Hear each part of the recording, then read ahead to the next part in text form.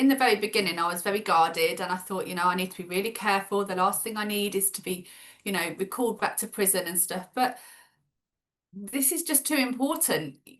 This is my child's future. That this is what I'm fighting for. Connolly is not a criminal, in my eyes, in the whole country's eyes, I reckon. She's a mother. She was angry, as were many in this country, angry and betrayed, as migrants coming off boats. A lot of respect for him for speaking out, on that level and volunteering to do my time. Not many people would say or do that, and we can't keep ignoring him. Lucy Connolly, welcome officially to Outspoken. It is going to be so great to have you as a regular here on the Superstar panel. And I mean, isn't it fascinating, Lucy, that here you are, an ordinary woman who had your voice taken away, but now in so many ways, you have become the representative of what Brits are thinking as we see this crazy country around us almost collapse. Yeah, it's very surreal, isn't it? It's hard to think that, just a few weeks ago I was locked up in a cell and now, I'm on here with you. And you never expected to be in this position, did you?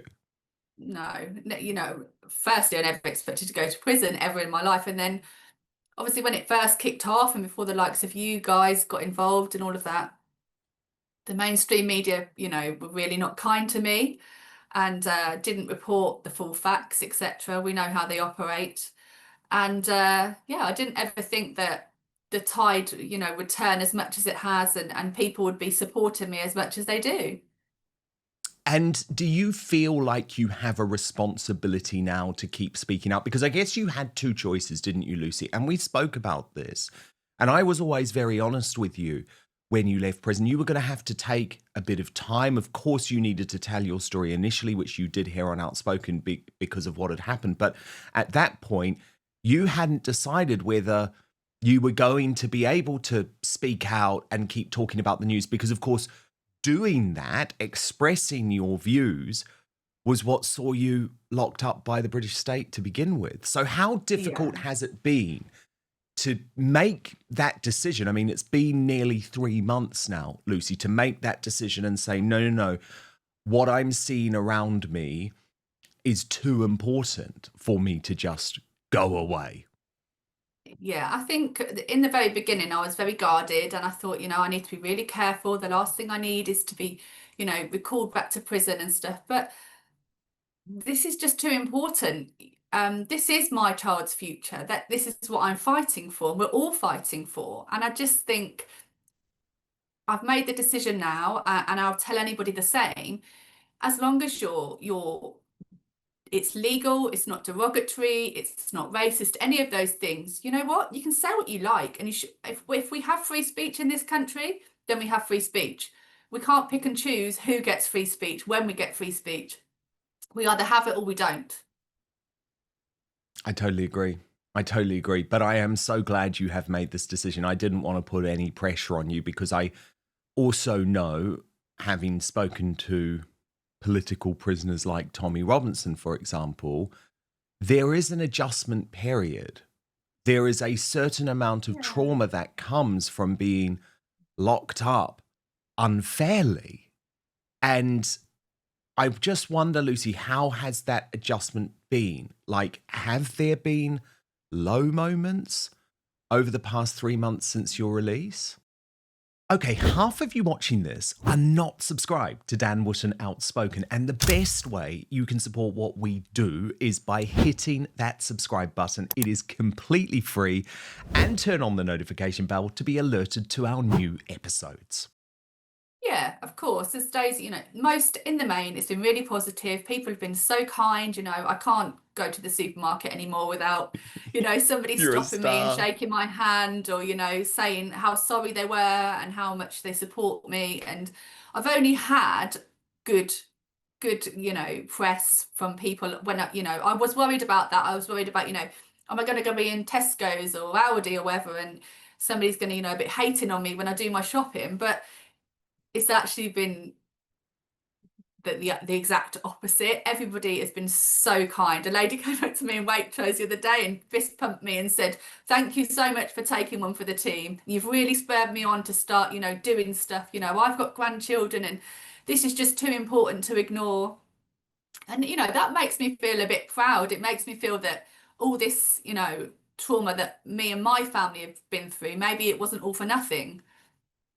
So no hate, no No, abuse. not only online, but no, no, not in person. I haven't had one single person come up to me and say, you know, what you said or did was awful, da da da da, or I haven't even noticed any funny looks or yeah, it's just it's been really surreal, but in a really positive way, and it gives me hope. It gives me hope that, you know, there are lots of us like you and I out there fighting for our future and our children's future. I do think something has changed, Lucy, and I really think you have been a part of that. I do. Because sometimes it does take an individual to galvanize that sort of feeling of unfairness. And there were other cases, and I spoke about them regularly on the show as well. And I am proud that we were the first to highlight the terrible plight of the Southport political prisoners here on Outspoken long before anyone in the mainstream media even considered it. There was, of course, you. There was Wayne O'Rourke. There was Julie Sweeney. A whole handful of you. And I mean, Wayne O'Rourke has been released, but his bail conditions mean that he is unable to speak. He's unable to go on social media. So, you know, there is still a silencing by the state that's going on. I mean, I know what the state will argue and what probation will argue, etc. They will say, well, you know, just because you're out of prison, your sentence hasn't finished, you've got X amount of time, you're expected to serve that under license conditions, you know, etc., etc. This is all they'll say. But I think in my case, I mean, they did initially put a lot more conditions on me than they have now. But I think with me, it didn't really matter if they gagged me and they said, right, you can't speak to the press, you can't do this, that, and the other. But obviously Ray can. Ray's not under license. Ray hasn't done anything wrong. So I still, to a degree, had a platform via him, and he would have 100% spoken out on my behalf. And, you know, and as we know, has supported me all the way along. So in a way, there's no way that they could have kind of shut me down in the degree that they've been able to maybe other people, because Ray obviously has that platform too. Indeed, as a Conservative councillor, and of course they also attempted to cancel him. That was one of the most shocking things. I think the other big event, Lucy, that has really changed things and shown a galvanisation of the British public was the Unite the Kingdom rally that took place in London. Terrible coverage from the mainstream media, but it didn't matter. I mean, we had over 1 million watching here on Outspoken, for example.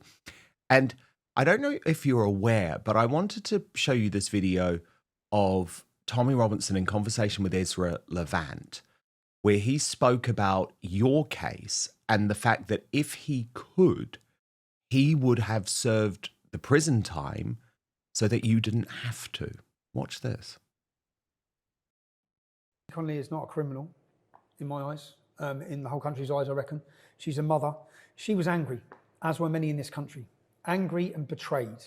As migrants coming off boats, £15 billion is being spent. Working class families can't feed their families, old age pensioners can't heat their homes, and hotels are being flooded and filled with migrant men, many of whom are sexual offenders, gone on to rape, gone on to commit terrorism. So when that attack happens, I wasn't aware at the time, but Lucy Connolly lost her own child, I believe. So she's lost her own, and it triggered things for her. It did. And everyone, what social media is, it's like shouting. And then she shouted, yeah? Mm-hmm. And then she realised it was wrong, and she deleted it. Now, even if the state and the government, because it was all political, because they got the courts within 48 hours to imprison all these people. Yeah, I've never seen that before. It's never happened, man. Never seen that for actual crimes. Now, you know, Tommy is a man so unfairly represented by the MSM on so many levels. I'd never show you this. Tommy then pledged that he would have done all his time. Well, so far, she's done a year. She's got a 12-year-old daughter.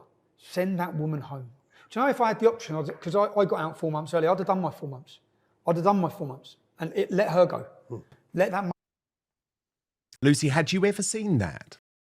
But first, as we get older, you notice it. After a cold, a hard workout, even a long week, recovery just isn't as quick as it used to be, right? That bounce back factor matters. And it turns out the secret isn't luck, it's stem cells, your body's built-in repair crew. With age, that system slows down.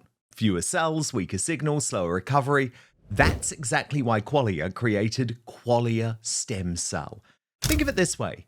Your cells are powerful. Qualia Stem Cell helps keep them that way.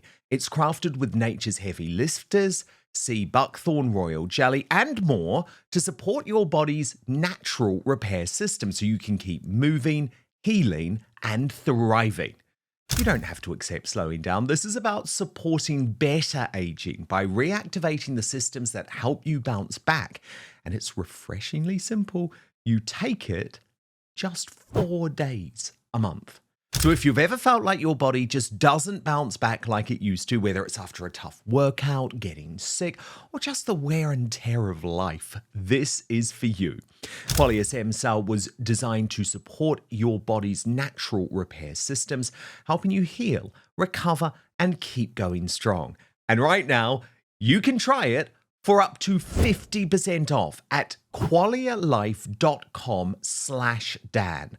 And here's a bonus. Use the code Dan for an additional 15% off your order. So that's QUALIA life.com/Dan. Your body's built to repair itself. Qualia just helps it do it that better. And a big thanks, by the way, to Qualia for sponsoring this episode of Outspoken. But now, back to the show. No, I've never seen that. I mean, I've vaguely heard something about him, but like I said, it doesn't matter what people's overall views on Tommy Robinson are. It's very, very difficult right now to disagree with most of what he's saying, and I have, a lot of respect for him for speaking out, on that level, and volunteering to do my time. Not many people would say or do that, and we can't keep ignoring him. He's got a past. He's made mistakes. None of us are perfect. None of us are whiter than white. Let's not pretend we are. But I think it's becoming increasingly more difficult to ignore what he's saying, because show me where he's, say if we just go back the last 2 years, show me where he's, what he's saying is wrong, because it's not. And then I'm so happy that, he got found not guilty last week, whenever it was, because it's about time we had a judiciary that went by the laws and wasn't politically biased. I mean, I have a lot of respect for that judge, because right now there are not many judges that are, using the judicial as they should. They're using it to, politically point score. So I think that's another massive wake-up call for people that, hate on him, and the mainstream media that refuse to report on him and stuff. And I will always say about him, how long do you hold stuff against somebody? Okay, when he was a teenager, he got into fights, football, do you know what? So do lots of people. I know lots of my friends when they were younger. Doesn't mean to say they're that person now. You're not the same person you are in your 40s as you are when you're a teenager. 100%. So just because somebody makes a point that, you can't just ignore everybody's points because they've got a past or you don't particularly like that person. If somebody's making a reasonable point, they're making a reasonable point, we should take that on board. But I think with him, he just gets shut down whether he's making a good point or not, doesn't he? Because, people want to, they paint him as all sorts, don't they? Lucy, I wonder how you've felt this week, and if it's been difficult for you watching what has emerged from the Southport inquiry. Because, of course, your first tweet, which sparked all of this and changed your life for better or worse, saw you locked up, but then saw you became an international figure, was because of what happened that day when Axel Rudakuabana went to that Taylor Swift dance class and brutally slaughtered 3 young girls to death, changing the life of many other young girls. You, as a mother who had lost your young son, was deeply emotionally affected. But of course, what happened after that event, Lucy, was a deep state cover-up. And for a long time, we weren't told the truth about Axel Rudakuabana, the fact that he was an Islamist convert, the fact that he had an Al-Qaeda manual in his room, the fact that he was producing ricin. And at the inquiry this week, the details that have emerged from the immediate family of Axel Rudakuabana, who, remember, were welcomed into our country, Lucy. I mean, they are from Rwanda. They were welcomed here as a result of the genocide in that country. The details have been shocking. His brother, who I don't blame, by the way, Dion Rudakubana, I do not blame the brother, and I do not. Just a child. 100%, and I do not think the brother should face sanctions. But what he revealed and what his father has admitted is that the family knew. The family knew that this guy would kill. And the father has now claimed responsibility at this inquiry, Lucy, but he's faced no punishment. He has total anonymity. The inquiry revealed that they were prepared to protect him, not release pictures of him, not force him to give evidence in person. And Connor Tomlinson, a regular here on Outspoken, has advocated for the deportation of the Rudakubana parents. So given your personal connection to this case and how it changed your life, I wonder how you felt looking at these revelations from the inquiry this week. I mean, I always knew that it was going to be bad. I think we all did. We all knew that, it was going to come out that, lessons would be learned and all of this nonsense. I knew that he'd probably been in contact with, social services and all of those things I mean, it's pretty obvious, especially the way they tried to close everything down in the beginning. But I couldn't even begin to imagine that it was going to be this bad. I mean, yes, we all want to protect our children, but he has blood on his hands too. If you know that your child is as sinister as that, I mean, what kind of mother turns a blind eye to children ordering knives? Wasn't a chef, was he?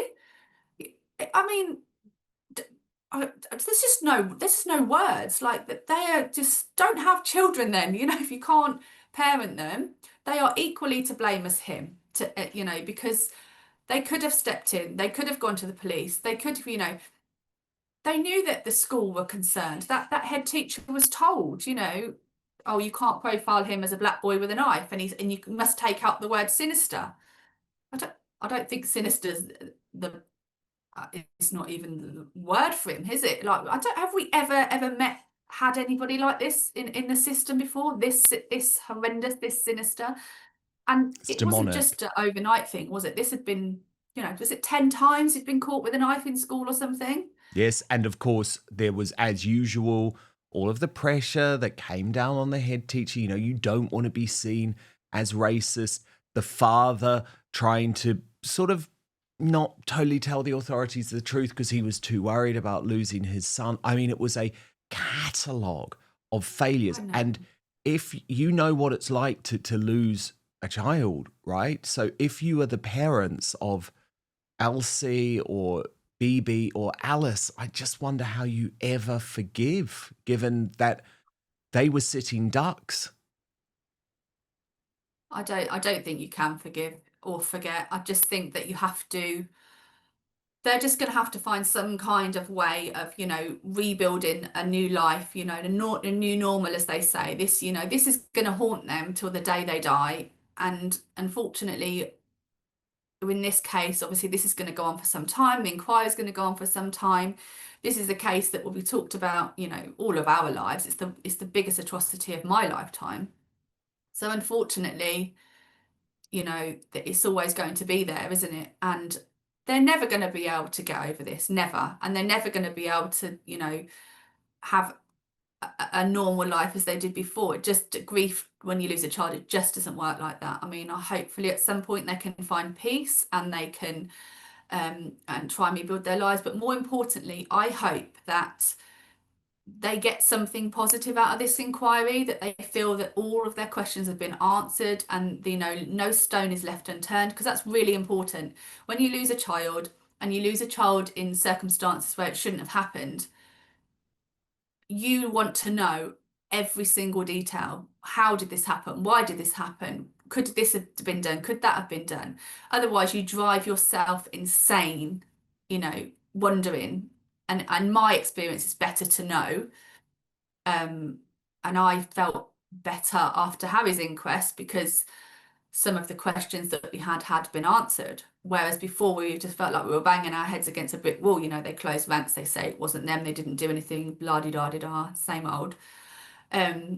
So I really hope that this inquiry can bring these families some kind of peace and closure, and that it's a full and thorough inquiry, and it's not, you know, preempted by them. And I hope that they genuinely answer questions that the family want answered, as opposed to answering what they want to answer or what the government wants, you know, wants the spin on things to be. So I really, really hope for their sake that this is a really full and frank inquiry, and they get the answers that they need. Thank you so much for watching Dan Wootton Outspoken. Please click on my face just to the bottom left to subscribe to this brand new independent news source, and turn on the notification bell so you'll be alerted to our brand new live shows, uncancelled interviews, and special royal episodes. Outspoken is also now available as a podcast, so you can listen to the show every weekday on the go, wherever you are.